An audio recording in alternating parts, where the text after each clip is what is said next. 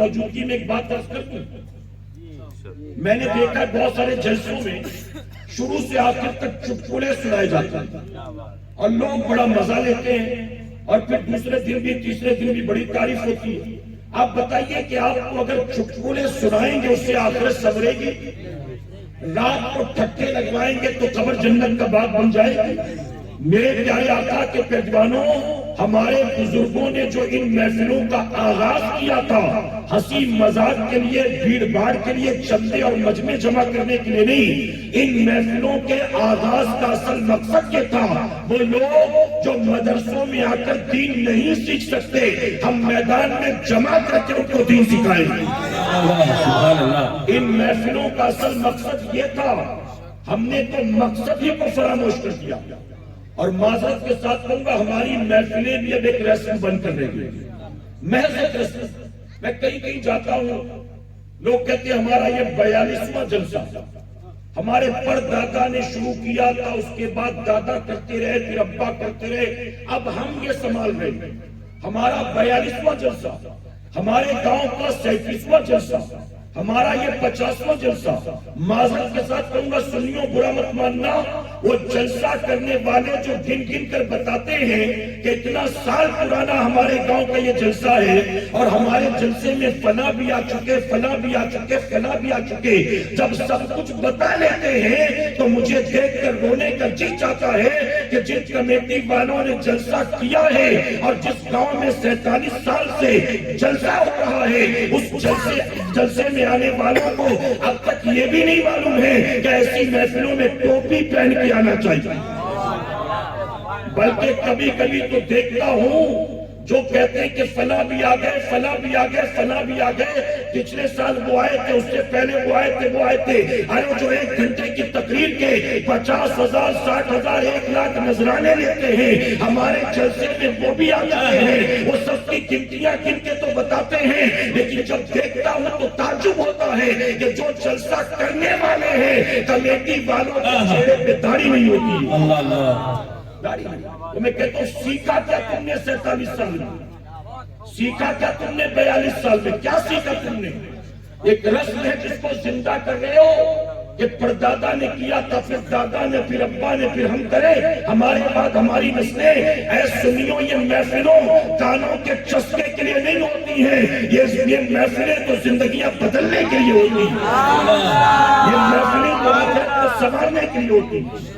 یہ بھی سن لو، میں تقریر کو مٹھائی نہیں سمجھتا ہوں، میں تقریر کو دوائی سمجھتا ہوں۔ مٹھائی آدمی مزے کے لیے کھاتا ہے اور دوائی آدمی صحت کے لیے کھاتا ہے۔ مٹھائی آدمی مرضی سے پسند کرتا ہے، دوائی ڈاکٹر مرضی سے نہیں، مرض دیکھ کر دیتا ہے۔ آج ہم جہاں جاتے ہیں ہم سے کہتے ہیں نشے پر بیان کریے۔ ہمارے یہاں کے نوجوان شراب پیتے ہیں، کئی کہتے ہیں حضرت ماں باپ کی نافرمانی پر ان کو سمجھائیے، یہ ماں باپ کو گالیاں دیتے ہیں۔ کئی کہتے ہیں رات رات پر ہماری قوم کا جوان پب جی کھیل رہا ہوتا ہے۔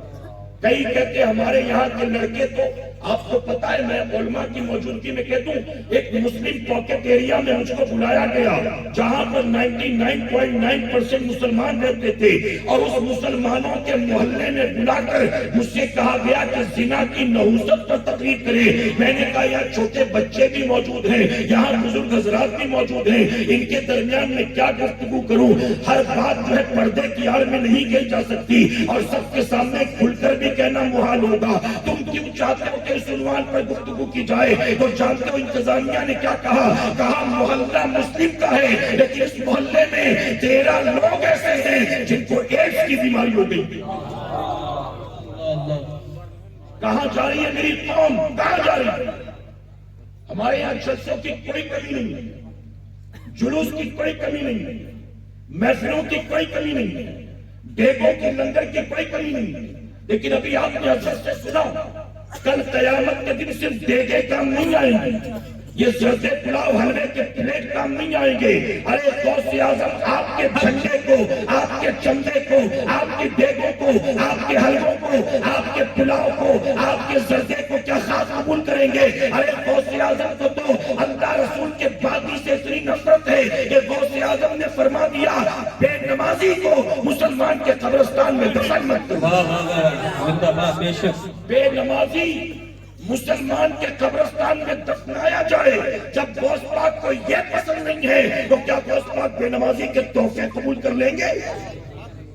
میں مثال دیتا ہوں، ایک بوڑھا باپ اپنے 22 سال کے بیٹے کو چٹھی دے دوا کی اور کہے بیٹا شام آتے آتے میری دوائیاں لے آنا۔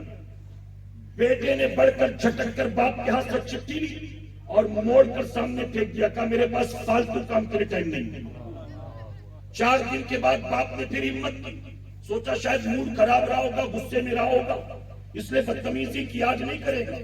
باپ نے پھر ہمت کر کے کہا بیٹا شام ہوتی ہے نا مجھے ٹھنڈ لگنے لگتی، بدن دکھنے لگتا تھا، پتہ نہیں ملیریا تو نہیں ہو گیا، ڈینگو تو نہیں ہو گیا، بیٹا آج کام پر سے جلدی آ جانا تو ذرا ڈاکٹر کے پاس چلے جائیں۔ بیٹے نے پھر فوراً جھڑک دیا، میں نے کہا نا میرے پاس فالتو کاموں کے لیے ٹائم نہیں ہے، ابھی اتنے بیمار نہیں کہ کوئی ڈاکٹر کے پاس جا نہیں سکتے، کسی اور کو لے کر نہیں جا سکتے، میرے پاس ٹائم نہیں۔ پھر جھڑک دیا جوان بیٹے نے باپ کو۔ 3 دن کے بعد پھر بوڑھے باپ نے کہا بیٹا ذرا ایک گلاس پانی پلا دے۔ بیٹا کہتا ہے اتنے بھی کمزور اور محتاج نہیں ہو کہ اٹھ کر پانی بھی نہ لے سکتے۔ کیا بتاؤ باپ کا دل خوش ہوگا یہ سب کچھ سن کر؟ اس کے بعد ایک دن باپ کہے کہ بیٹا تو رات کو سو جاتا لیکن میں رات کو لیٹتا ہوں تو میرے پیر میں پتہ نہیں کیوں درد ہونے لگتا تھا، مجھے رات بھر نیند نہیں آتی، میں کروٹ بدلتے رہتا ہوں، بیٹا رات کو تھوڑی دیر میرا پیر دبا دیا کر تاکہ میں بھی سو جایا کروں۔ بیٹے نے پھر جھڑک دیا، میں کوئی دن بھر مزے سے آرام کر کے نہیں آتا، میں بھی کولو کے بیل کی طرح محنت کرتا ہوں، تب جا کر گھر کا راشن پانی آتا ہے۔ اب دن بھر میں تھکا ماندہ ہوں اور رات کو آپ کے پیر بھی دباؤں، یہ فالتو کام مجھ سے نہیں ہوگا۔ باپ کو پھر سے بیٹے نے جھڑک دیا۔ اس کے بعد باپ نے پھر 2 دن کے بعد کہا بیٹا صبح سے میرا سر بہت درد ہو رہا ہے، بیٹا تھوڑا سر دبا دے گا۔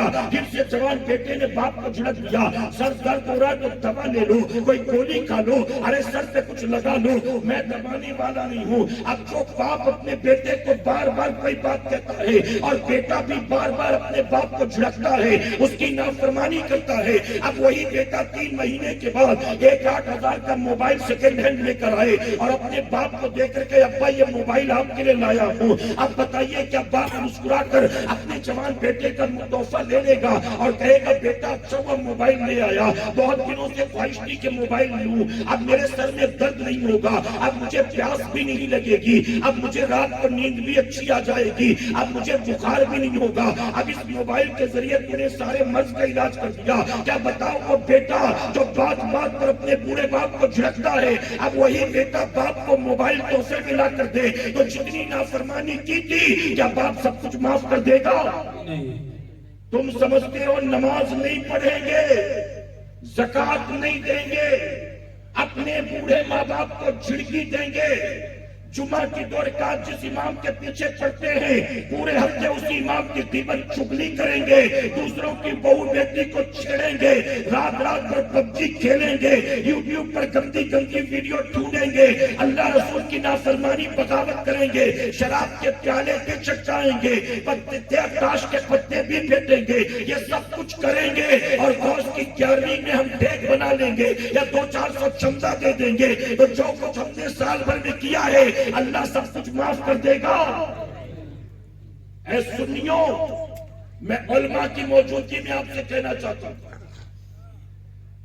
حضور کی میلاد کے موقع پر ہم بہت کچھ کرتے ہیں، جلسہ بھی، جلوس بھی، نیاز بھی، محفل بھی، فاتحہ بھی، جھنڈا بھی، لائٹیں بھی، چندہ بھی، سب کچھ ہوتا ہے نا، لیکن مجھے بتاؤ یہ جتنی چیزیں میں نے گنائی ہوئی ہیں حضور نے اس میں سے ایک چیز کا بھی حکم دیا ہے؟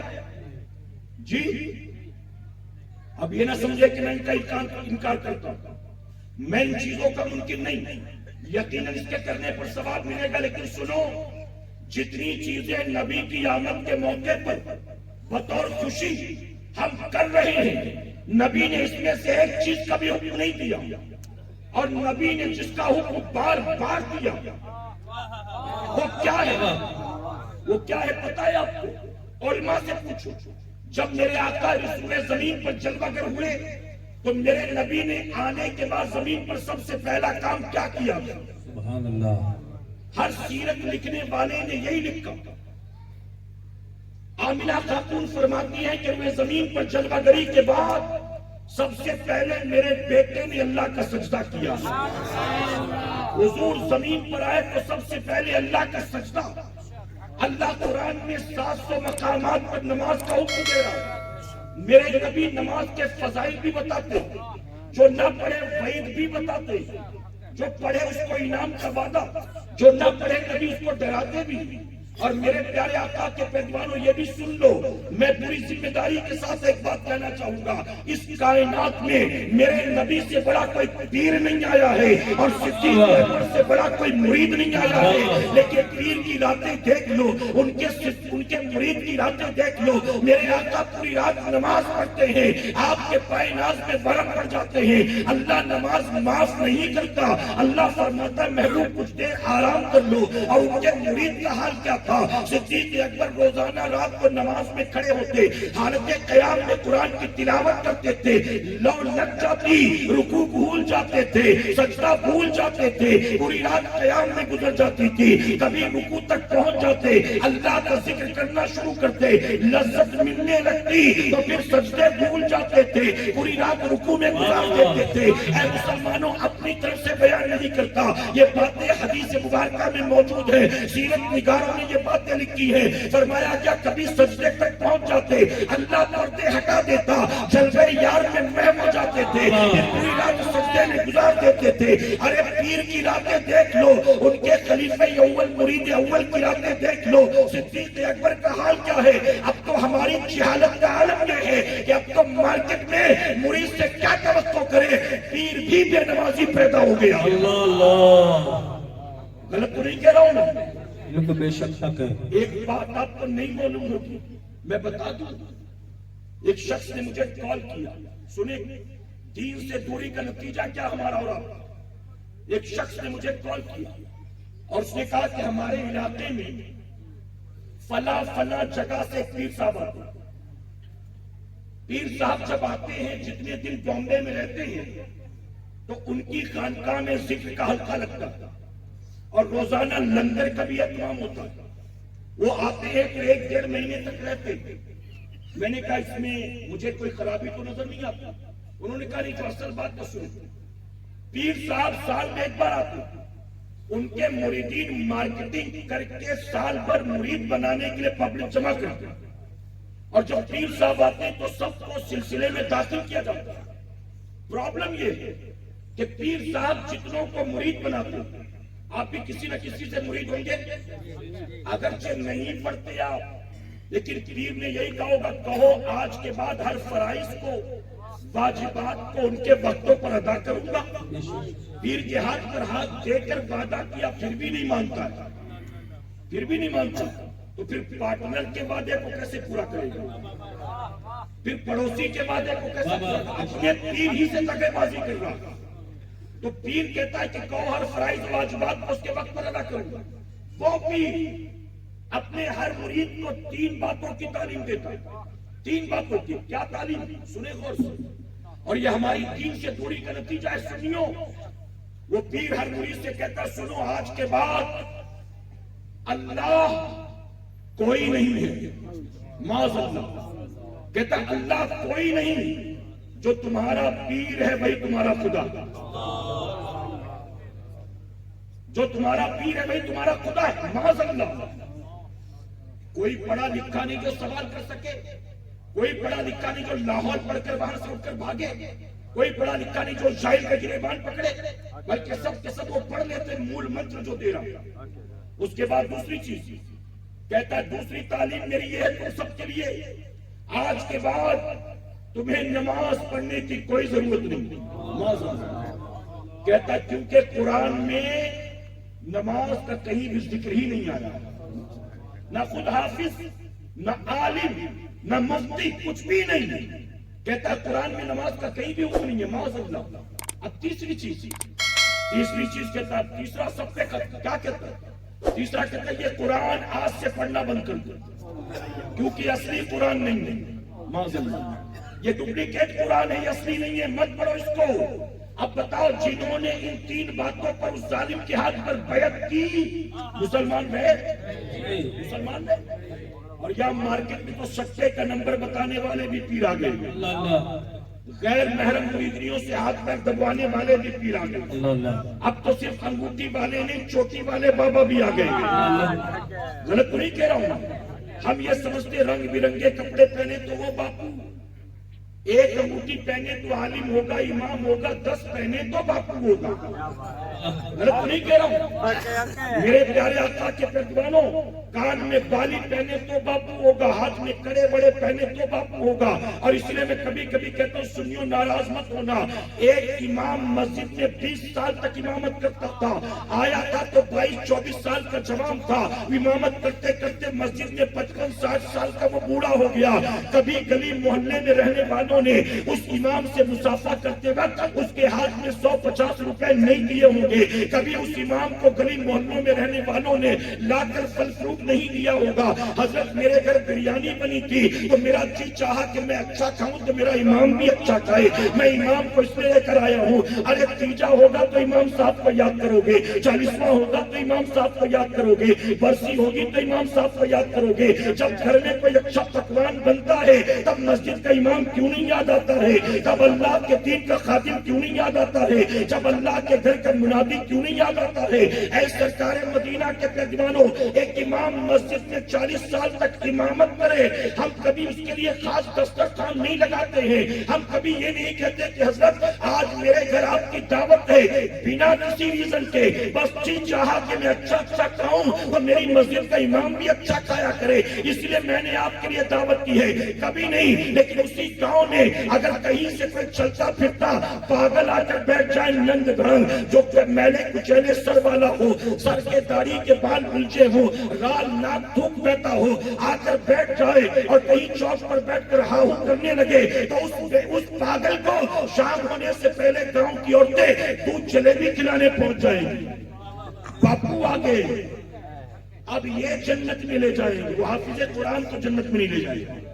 اور جس نے گھر بار چھوڑ کر بچپنے میں، جس نے بچپن کے کھلونے نہ دیکھے، جس نے بچپن میں ماں باپ کا منہ اتنا نہیں دیکھا جتنا مدرسے میں اپنے استاد کا منہ دیکھا، جو اپنے کھیل کود کو بچپنے پر قربان کرتے، ارے بچپن میں مدرسے چلا گیا تھا، وہ جس نے 10 سال تک نبی کے دین کو سیکھا ہے، قرآن و شریعت کو سیکھا ہے، ارے وہ جو سال بھر ہماری دینی رہنمائی کرتا ہے وہ جنت میں نہیں لے جائے گا، جسے کپڑا پہننے کی تمیز نہیں وہ دیوانہ جنت میں لے کے جائے گا۔ سنو سنیو، سیدنا سرکار غوث اعظم کے زمانے میں بغداد میں شور ہو گیا، باپو آ گئے، بابا آ گئے، ولی آ گئے، شیخ آ گئے، پورا شہر اجڑ پڑا۔ کون آ گیا بلا؟ پورا شہر اجڑ پڑا ملنے۔ جب حضور غوث اعظم کو پتا چلا تو آپ نے کہا چلے ہم بھی دیکھیں کون ہے۔ آپ گئے ملاقات کرنے، جس مسجد میں ٹھہرا تھا آپ پہنچے، جب آپ پہنچے تو تھا نہیں، کوئی لے گیا تھا دعوت کھلانے۔ غوث پاک بیٹھے انتظار کرتے رہے، 15 منٹ، آدھا گھنٹہ، 1 گھنٹہ، 2 گھنٹہ، وہ بھی یہاں تک کھا کے آیا، وہ بھی آیا بالکل آرام سے، پتہ نہیں کتنے گھر جا کر آیا ہوگا۔ وہ جب آیا جیسے ہی مسجد میں داخل ہوا، غوث اعظم اٹھے اور مسجد سے نکل کر اپنی خانقاہ کی طرف چل پڑے، اپنی خانقاہ کی طرف۔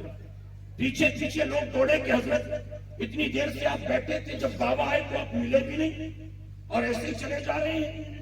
تو غوث اعظم فرماتے یہ مکار ہے، یہ دھوکے باز ہے، یہ جھوٹا ہے، یہ ٹھگ ہے۔ لوگوں نے کہا استغفر اللہ استغفر اللہ، دنیا کہہ رہی ولی ہے، بابا ہے، شیخ ہے، بزرگ ہے، باپو ہے، اور آپ کہہ رہے ہیں کہ اللہ کا ولی نہیں ہے، نہ آپ نے سلام کیا، نہ کلام کیا، نہ کوئی سوال جواب کیا، آپ اتنی بڑی بات کیسے کر سکتے ہیں؟ اب غوث پاک کون ہے؟ ولی نہیں ہے، سارے ولیوں کے امام ہیں۔ غوث پاک نے ولایت کا معیار بتا دیا، اپنی عقلوں سے نہ سمجھو کہ ولی کون، ولیوں کا امام بتاتا میری برادری کا کون ہے، میری جماعت کا کون ہے۔ ارے غوث پاک فرماتے جب تک میں قدم نہ رکھ دوں اللہ کسی کو ولایت کا مقام نہیں دیتا۔ نعرہ تکبیر، نعرہ رسالت۔